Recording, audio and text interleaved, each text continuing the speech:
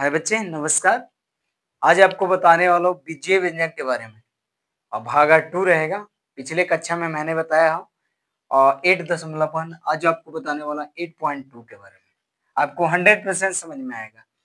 सवाल कह रहा है कि निम्नलिखित एक पद्य युग्मकों का गुणनफल ज्ञात करना है। हमें गुणन करना है ना, तो हमें जब गुणन करना बच्चे तो क्या करना पड़ेगा।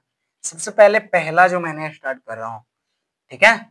मैं सबसे पहले सॉल्व लिखता हूँ, तो यहाँ पे 4,7p है। तो जब भी आपको गुणनफल कहेगा या योगफल कहेगा, योगफल मैंने जोड़ दीजिएगा, व्यवकलन मैंने घटा दीजिएगा। तो मैंने पिछले कक्षा में इसको बता दिया, लेकिन आज जो मेरा पढ़ने वाला है गुणनफल के बारे में पढ़ने वाले हैं। तो 7p को हम क्या करेंगे कि जो अचर वाले हैं ना बच्चे, अचर वाले को हम एक साइड करके मल्टीप्लाई कर देंगे। आपको समझ में आ गया होगा। जब आपको समझ में आ गया होगा तो यहाँ पे जो भी इसका आंसर 7×28, यहाँ पे P इसका राइट आंसर हो गया। ये आपका फर्स्ट सवाल हुआ, ये आपका सेकेंड वाला हो रहा है, ठीक है। यहाँ पे -4p है, -7p है। तो जब भी ऐसा वाला सवाल रहेगा तो हमें अचर वाले को एक साइड कर देंगे, ठीक है, और फिर कर देंगे कि P गुना P। आपको समझ में आ गया होगा। तो अब हम क्या करेंगे कि 7 के कितना होगा 28, माइनस में होगा P के 1, P के 1 है, तो यहाँ के P के पावर कितना हो जाएगा 2। आपका राइट आंसर समझ में आ गया होगा। इसी प्रकार से मेरा तीसरा भी सवाल बन जाएगा बच्चे। अब तीसरा कह रहा है कि माइनस, तीसरा सवाल बनाते हैं। यहाँ पे -4p, 7p है। तो यहाँ पे क्या करेंगे कि अचर वाले पद है ना, हम उसको एक एक तरफा कर लेंगे और चर वाले को हम एक साइड कर लेंगे, पी क्यू।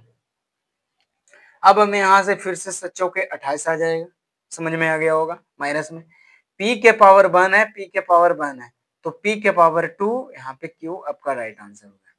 आपको समझ में आ गया तो लाइक कीजिएगा, सब्सक्राइब कीजिएगा, बच्चों के साथ शेयर भी कीजिएगा, जिससे मेरा आने वाला नया नया वीडियो रहेगा उसका नोटिफिकेशन आपको मिल जाएगा।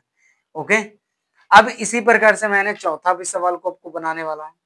अब यहाँ पे 4p के पावर q है और -3p है। तो अब क्या करेंगे हमें कि आपको अचर वाले पद को एक साइड कर देंगे, ठीक है। p के पावर q और p के पावर 1, तो यहाँ 4×3 हो जाएगा माइनस में, ठीक है। और यहाँ पे आपको हो जाएगा p के पावर 4 हो जाएगा, आपका राइट आंसर। इसी प्रकार से आप पचमा भी बना सकते हो। पचमा कह रहा है आपको कि 4p, 0 है। जब भी आपको गुणनफल में 0 का जब भी मान आपका रहेगा तो उसका जो मान होगा ना आपको, वो सिंपली आपको कितना बताएगा, आपको 0 राइट आपका आंसर मिल जाएगा। आपको समझ में आ गया होगा। जब भी आपको 0 से रिलेटेड आपको सवाल मिलेगा तो उसका जो आंसर है आपको 0 मिलेगा। ओके। देखिए अब दूसरे क्वेश्चन को बनाने वाले हैं। दूसरा कह रहा है कि निम्नलिखित एक पद्य युग्म में यहाँ पे लंबाई चौड़ाई रखने वाले आयत का क्षेत्रफल। तो हमें पता है कि आयत का जो भी क्षेत्रफल होता है, आयत का जो भी क्षेत्रफल होता है, मुझे पता है लंबाई गुना चौड़ाई। आपको तो पता है। तो हमें इसको मान के चलो पहला, इसके मान के चलो दूसरा, इसको मान के चलो तीसरा, इसको मान के चलो चौथा, इसको मान के चलो 5 भागों में हमें तोड़ना है। तो सबसे पहले पहला निकालते हैं कि हमें दिया हुआ है कि आयत का क्षेत्रफल, आयत का क्षेत्रफल जो आपका होगा लंबाई गुना चौड़ाई। तो हमें पता है कि लंबाई गुना चौड़ाई, हमें लंबाई p को मानेंगे और चौड़ाई q को मानेंगे। तो जो भी हमारा PQ वर्ग इकाई आएगा, क्या आएगा, वर्ग इकाई आपका राइट आंसर। पहला तो निकल गया, पहला PQ में निकल गया।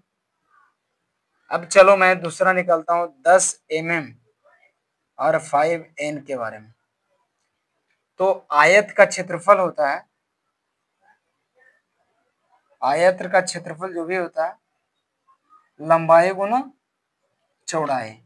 तो हमें पता है 10, तो 10 अचर वाले पद को एक साइड और चर वाले पद को एक साइड करेंगे। जैसे में m गुना n, यहाँ पे 10×5 = 50 हो जाएगा। एम एन आपका राइट आंसर आ गया। समझ में आ गया होगा ये वाला दूसरा भी।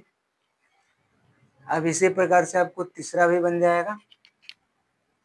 ठीक है,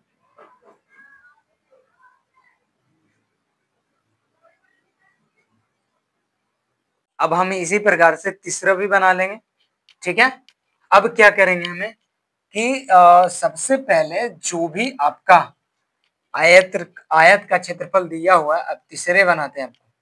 तो यहाँ पे तीसरा दिया हुआ है कि 20x² कॉमा 5y²। तो आयत का क्षेत्रफल तरह हम लंबाई चौड़ाई रख देंगे। तो 20 मल्टीप्लाई बाई हमें अचर वाले पद को पहले लेंगे। ठीक है, multiply by x² Guna y²। तो यहाँ पे 20×5 = 100 हो जाएगा। x² y² आपका राइट आंसर आ गया। अब इसी प्रकार से आपको अगला जो सवाल मैंने करने वाला है चौथा हो जाएगा। जैसे मुझे पता है कि आयत का क्षेत्रफल जो भी होता है वो दिया हुआ है, लंबाई गुना चौड़ाई दिया हुआ है, तो हमें निकालना क्या है। तो हमारा जो डेटा दिया हुआ है 4x, 3x²। तो यहाँ पे हमें लंबाई चौड़ाई तो रख देंगे। 4 multiply by 3 multiply by x Guna x के पावर 2।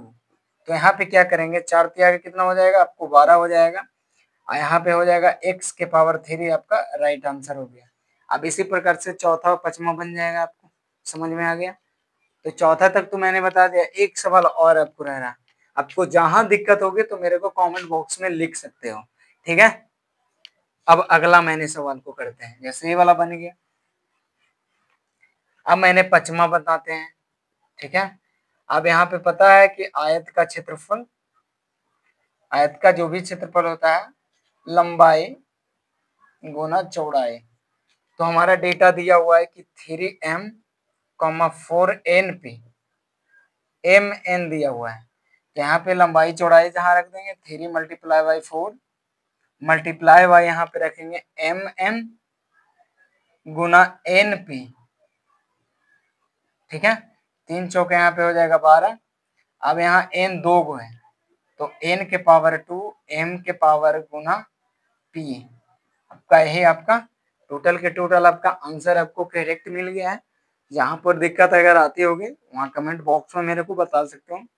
और बच्चों के साथ शेयर कीजिए, सब्सक्राइब कीजिए और लाइक कीजिए। ठीक है।